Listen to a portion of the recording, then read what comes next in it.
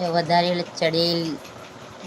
મતલબ ચડી ગયા હોય ભાત એટલે કે ચોખા ચાવલ, તો એનો ઉપયોગ કેવી રીતના કરો, તો ક્યારેય ભાત વધારે ચડી જાય અથવા ચીકણો થઈ જાય તો તેને ફેંકવાની ભૂલ નહીં કરવાની.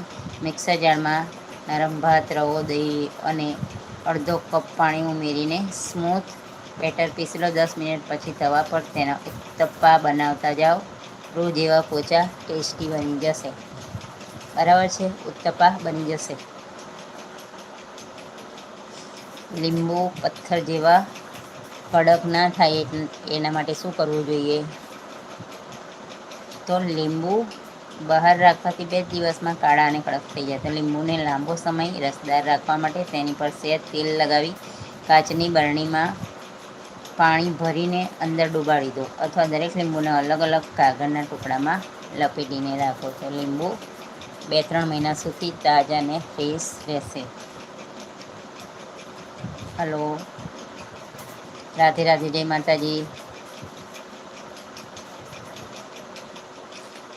મરચાં અને લસણ બંનેની પેસ્ટ જ્યારે બનાવે તે કેવી રીતે ફ્રેશ રાખી શકાય, તો રોજ રોજ આદુ, લસણ કે મરચાં સુધારવાનો સમય બચાવવા માટે અઠવાડિયામાં એક જ વાર તેની પેસ્ટ બનાવી લો. આ હોમમેડ પોસ્ટને કાચની બરણીમાં ભરતી વખતે તેમાં સહેજ તેલ અને મીઠું ઉમેરી દેશો તો તેનો ઓરિજિનલ લીલો કલર અને સ્વાદ બિલકુલ બદલાશે નહીં.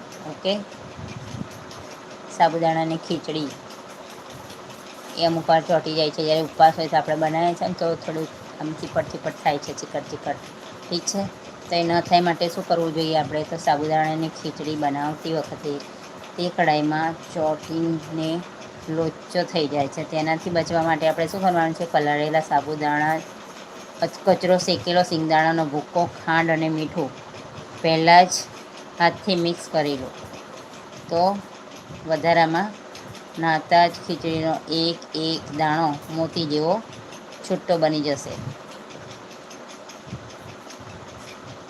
yani વઘારમાં નાખતા જ એક એક દાણો એનો છૂટ્ટો થઈ જશે.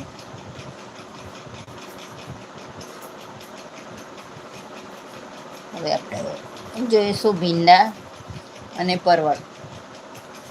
ઠીક છે, તો ભીંડા, પરવળ કે કારેલા જેવા શાકભાજી બહાર રાખવાથી ઉપરથી એકદમ સુકાઈને કડક થઈ જાય છે.